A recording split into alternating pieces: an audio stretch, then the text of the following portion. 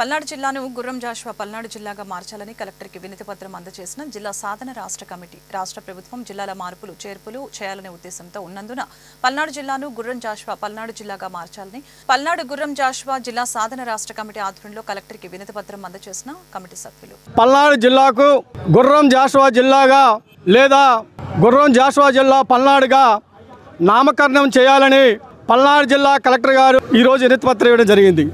మరి దీని ముఖ్య ఉద్దేశం రాష్ట్ర ప్రభుత్వం జిల్లాలో చేర్పులు మార్పులు అందులో భాగంగానే జిల్లా పేర్లు కూడా మరి పరిశీలిస్తామని మన కూటమి ముఖ్యమంత్రి నారా చంద్రబాబు నాయుడు గారు ప్రకటించడం జరిగింది.